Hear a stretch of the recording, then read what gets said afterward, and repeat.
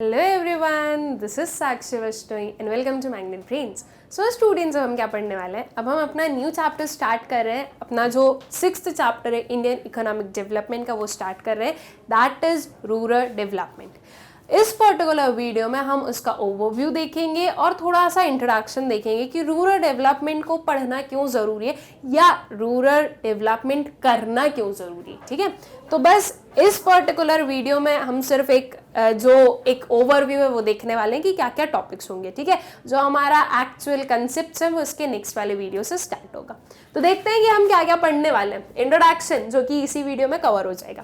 Then meaning of rural development. ठीक है, rural development का मतलब होता क्या है वो समझेंगे। क्या प्रोसेस होती है उसके लिए, ठीक है, कैसे किया जा सकता है वो देखेंगे। Then rural credit. ठीक है, रूरल क्रेडिट से क्या मतलब समझा रहे हैं हम कि रूरल प्लेसेस में कैसे क्रेडिट दिया जाएगा।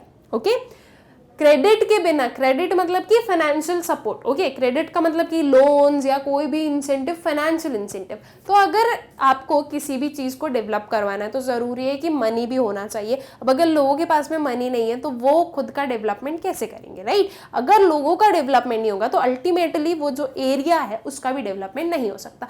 तो ज़रूरी क्या है कि लोगों के पास में मनी हो, लोगों के पास में फाइनेंस हो। ठीक है, तो ये फाइनेंस कैसे पहुंचाया जाएगा हर एक पर्सन के पास में, वो हम देखेंगे। क्या क्या गवर्नमेंट पॉलिसीज फ्रेम की है इस चीज़ के लिए, कैसे गवर्नमेंट जो है वो रूरल क्रेडिट देती है वो हम देखेंगे। ठीक है, क्या क्या डिफरेंट सोर्सेज हो सकते हैं वो सब कुछ हम देखेंगे इसके अंदर। वो ये आ गया हमारा सोर्सेज ऑफ रूरल क्रेडिट। ठीक है, कि क्या सोर्सेज हैं, क्या कहाँ कहाँ से मिलते हैं। बैंक से मिल रहा है, कोई कोऑपरेटिव से मिल रहा है, किसी एनजीओ से मिल रहा है, क्या सोर्सेज है ये हम समझेंगे। Critical appraisal of rural banking. ठीक है, अब जो रूरल बैंकिंग है इसका क्रिटिकल अप्रेजल देखेंगे। मतलब कि क्रिटिकल अप्रेजल का मतलब क्या होता है कि क्रिटिकली हम एनालाइज करते हैं क्या चीजें सही थी, क्या चीजें गलत थी। ओके, तो रूरल बैंकिंग में क्या क्या सही हुआ, क्या क्या गलत था, क्या क्या चीजें लैक्यूनाज रह गए उसमें, और किस वे में वो जो है एडवांटेजेस रहा वहां के लोगों के लिए या उस डेवलपमेंट के लिए, वो देखेंगे। फिर agricultural market system. Now students, ये तो बहुत ऑब्वियस सी चीज़ है और जो हमें पता है कि जो रूरल डेवलपमेंट है, जो रूरल एरियाज है वो यूजुअली एग्रीकल्चर पर ही बेस्ड होते हैं। वहाँ पर आपको industries, manufacturing sector, service sector देखने को नहीं मिलते। क्या देखने को मिलते हैं? एग्रीकल्चरल लैंड्स देखने को मिलते हैं। तो जब हम रूरल डेवलपमेंट की बात कर रहे हैं तो ज़रूरी है कि हम एग्रीकल्चर के बारे में पढ़ें। ठीक है, तो एग्रीकल्चरल मार्केट सिस्टम देखेंगे कि क्या है ये। Diversification of agricultural activities. Agriculture activities में क्या क्या डाइवर्सिफिकेशन है, क्या क्या डिफरेंट एक्टिविटीज आप देख सकते हो अंडर एग्रीकल्चर सेक्टर, वो हम समझेंगे। ठीक है, जैसे कि सिंपल सी चीज है, डिफरेंट काइंड्स ऑफ क्रॉप्स सो की जा सकती है। ओके, सेम लैंड पर राइस भी सो किया जा सकता है, व्हीट भी सो किया जा सकता है, ओके, सोयाबीन भी सो की जा सकती है, देन शुगर केन भी सो किए जा सकते हैं। तो ये हमारे पास में डिफरेंट क्या है, डाइवर्सिफिकेशंस है।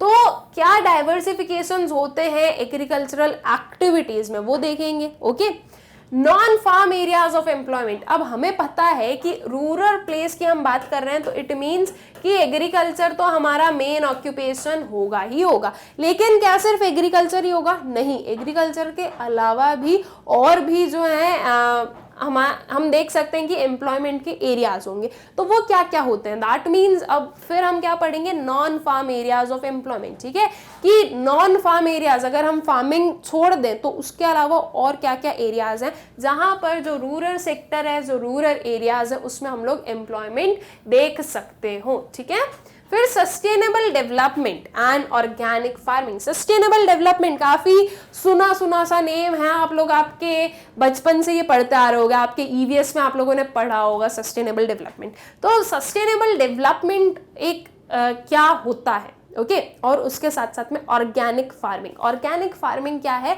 बिना फर्टिलाइजर्स वाली जो फार्मिंग है। ठीक है, तो ये क्या है, इसका क्या मतलब है वो हम समझेंगे।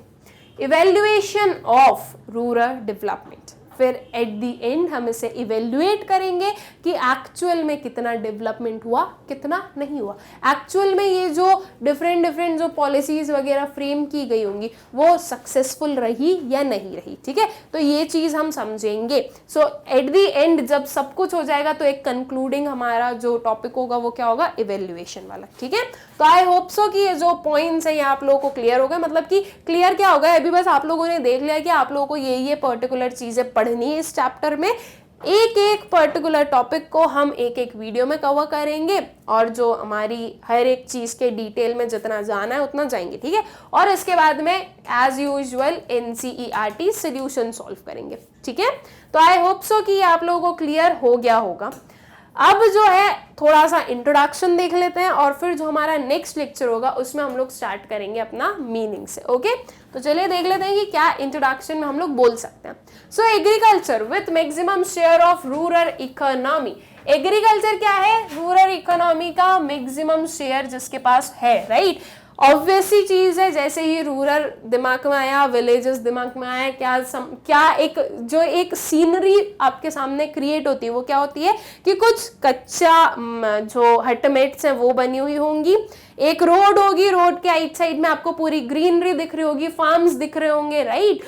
जो ट्रैक्टर्स वगैरह हैं वो दिख रहे होंगे, फार्मर्स दिखेंगे। यही पर्टिकुलर सीन आता है हम लोगों के माइंड में अगर हम इमेजिन करें तो।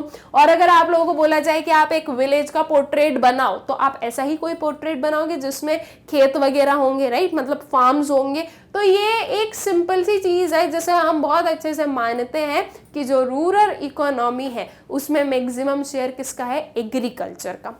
सो ये जो एग्रीकल्चर है वो has grown at the mayor rate of 2.7 in the last 50 years. देखो बहुत ही हम बोलेंगे कि बिल्कुल भी सही चीज नहीं है ये। एग्रीकल्चर जो कि पूरी rural economy, majority of rural economy agriculture पर डिपेंडेंट है, बेस्ड है, और उसमें हम ग्रोथ देख रहे हैं सिर्फ और सिर्फ 2.7% का। कितने ईयर्स में, लास्ट 50 ईयर्स में। एक बहुत ही ज्यादा हम बोलेंगे कि बहुत ही ज्यादा कम ये ग्रोथ हुई है। ये ग्रोथ को ग्रोथ नहीं बोल सकते, इसे हम सिग्निफिकेंट ग्रोथ नहीं बोल सकते। During 2007 to 2012 agriculture output has grown at 3.2%। ठीक है, तो ये लास्ट 50 ईयर्स का हम लोगों ने एवरेज बताया, कभी इससे ज्यादा कभी इससे कम, और ये जो टाइम पीरियड है उसमें भी सिर्फ और सिर्फ कितना ग्रो हुआ है, 3.2%। नाउ स्टूडेंट्स, स्टार्टिंग से जब से हम लोगों ने ये बुक स्टार्ट की है अपनी, तब से हम लोगों ने समझा है और इस चीज़ को पढ़ा है कि आपकी कंट्री की जो मेजॉरिटी पॉपुलेशन है वो किस पर डिपेंडेंट है, एग्रीकल्चर पर, राइट। अगर हम बिल्कुल आफ्टर इंडिपेंडेंस की बात करें तो 75% ऑफ पॉपुलेशन जो थी वो एग्रीकल्चर सेक्टर पर डिपेंडेंट थी। उसके बाद में कुछ कुछ रिफॉर्म्स भी लाए गए, कुछ कुछ चेंजेस भी लाए गए, ये सब कुछ हम ऑलरेडी पढ़ चुके हैं। लेकिन फिर भी जो मेजॉरिटी ऑफ पॉपुलेशन है वो आज भी एग्रीकल्चर पर ही बेस्ड है। ये 75 से कम हो गई है लेकिन ये ज्यादा कम नहीं हुई है। मेजॉरिटी पॉपुलेशन आपको इसी सेक्टर में देखने को मिलती है। तो अब देखो कितनी ये कॉन्ट्राडिक्टरी बात हो रही है कि मेजॉरिटी पॉपुलेशन जो डिपेंडेंट है वो एग्रीकल्चर सेक्टर पर डिपेंडेंट है, लेकिन उसकी जो ग्रोथ है वो आप सिर्फ इतनी ही देख पा रहे हो। तो ये बिल्कुल भी सही चीज नहीं है। तो इसके लिए उस पर्टिकुलर सेक्टर का डेवलपमेंट करना जरूरी है। Okay, the share of agriculture sector to GDP was on decline and there has been increase in the share of industrial and service sector. ये बिल्कुल सही बात है। जीडीपी में जो एग्रीकल्चर सेक्टर का कंट्रीब्यूशन है वो काफी कम है और सबसे ज्यादा कंट्रीब्यूशन हम देख सकते हैं कि सर्विस सेक्टर का होता है। ठीक है, फिर इंडस्ट्रियल सेक्टर आता है और फिर एग्रीकल्चर सेक्टर आता है।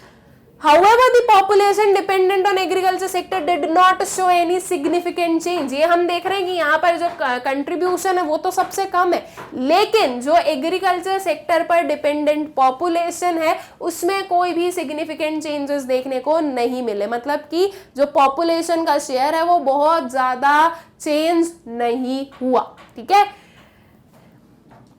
Moreover, after the economic reforms of 1991 में क्या हुआ था? 1991 में इकोनॉमिक रिफॉर्म्स हुए थे. इकोनॉमिक रिफॉर्म्स में क्या हुआ था? Liberalisation, privatisation and globalisation, right? मतलब कि ये इकोनॉमिक रिफॉर्म्स को हम LPG रिफॉर्म्स भी बोलते हैं. और मैं इसमें नहीं डीप में जा रही कि LPG रिफॉर्म्स में क्या हुआ था. रीजन, ये पूरा चैप्टर हम लोग कवर कर चुके हैं. हमारी ये जो इंडियन इकोनॉमिक डेवलपमेंट बुक है, इसका जो चैप्टर नंबर 3 है, ये LPG पर ही बेस्ड है पूरा, राइट? उसमें हम लोगों ने समझा था कि कैसे LPG रिफॉर्म्स आए, LPG रिफॉर्म्स आने के बाद में क्या क्या चेंजेस किए गए, उन चेंजेस की वजह से इंडस्ट्रियल सेक्टर, सर्विस सेक्टर और एग्रीकल्चर सेक्टर पर क्या इफेक्ट हुए, सब कुछ हम पढ़ चुके हैं. तो हमें पता है कि LPG रिफॉर्म्स के आने की वजह से जो एग्रीकल्चर सेक्टर था उसमें और हमने डिग्रेडेशन देखा, ग्रोथ नहीं देखी, वो और जो है डाउनफॉल देखा हमने एग्रीकल्चर सेक्टर में. ठीक है, क्या रीजंस थे, ये सब कुछ जो है स्टूडेंट्स मैं वापस रिपीट नहीं करूंगी, ये मैं आप लोगों को ऑलरेडी पढ़ा चुकी हूं. तो अगर आप लोगों ने पढ़ा होगा, आपका चैप्टर 3 कंप्लीट किया होगा, तो आपको पता है क्या रीजंस थे. ठीक है, the growth rate of agriculture sector decelerated to 3% per annum से जो है ग्रोथ डाउन जा रही थी. मतलब ग्रो नहीं कर रहा था एग्रीकल्चर सेक्टर, वो डाउनफॉल में जा रहा था. During 1991 to 2012 which was lower than the earlier years. ठीक है, ये 3% जो डिक्रीज था ये इन ईयर्स में हमें देखने को मिला था. So real progress of India is possible only when rural areas and rural people are developed so that overall growth of India could be achieved. ठीक है, तो अगर चाहते हो आप कि आपकी इंडिया में रियल प्रोग्रेस हो, तो जरूरी है कि जो रूरल एरियाज है, ओके, और जो रूरल पीपल्स है, उनका जो रूरल पीपल है उनका डेवलपमेंट हो. ठीक है, अगर वहां के लोग और वहां का जो एरिया है वो डेवलप होगा, तो अल्टीमेटली आपकी कंट्री की जो रियल ग्रोथ है वो हम कहेंगे कि वो हो रही है, और आपकी कंट्री जो है वो फुल्ली ग्रो कर रही है. कंट्री ग्रो कर रही है, जीडीपी ग्रो कर रहा है, तो इसका मतलब ये नहीं है कि एक्चुअल में आपकी कंट्री ग्रो कर रही हो. एक्चुअल में कंट्री कब ग्रो करेगी स्टूडेंट्स? जब आपकी कंट्री का हर एक जो सेक्टर है, हर एक जो कोना है, राइट, वो ग्रो कर रहा हो. सिर्फ और सिर्फ अगर एक जगह से आपको ग्रोथ हो रही है, एक जगह के कारण या एक सेक्टर के कारण आपकी कंट्री ग्रोथ कर रही है, और अगर आप बोल दो कि नहीं हमारा तो जीडीपी इंक्रीज हो रहा है, हम तो ग्रो कर रहे हैं, तो ये चीज सही नहीं होती है, उसे हम रियल प्रोग्रेस नहीं बोलेंगे. ठीक है, रियल प्रोग्रेस जब यहाँ पर रिसाइड करने वाले हर एक पर्सन का डेवलपमेंट हो, हर एक पर्सन में हम ग्रोथ देखें. तो इसलिए हमें रूरल डेवलपमेंट पढ़ना जरूरी है और देखना जरूरी है कि उस पर्टिकुलर एरिया को डेवलप करने के लिए क्या किया गया, क्या क्या मेजर्स लिए गए और वो क्यों इंपॉर्टेंट है. ठीक है, सो आई होप सो कि आप लोगों को ये जो इस पर्टिकुलर चैप्टर को पढ़ने का जो मोटिव है वो समझ में आ गया होगा. अब जो हमारा नेक्स्ट लेक्चर होगा उसमें हम लोग समझेंगे कि रूरल डेवलपमेंट का मतलब क्या होता है. Okay, thank you.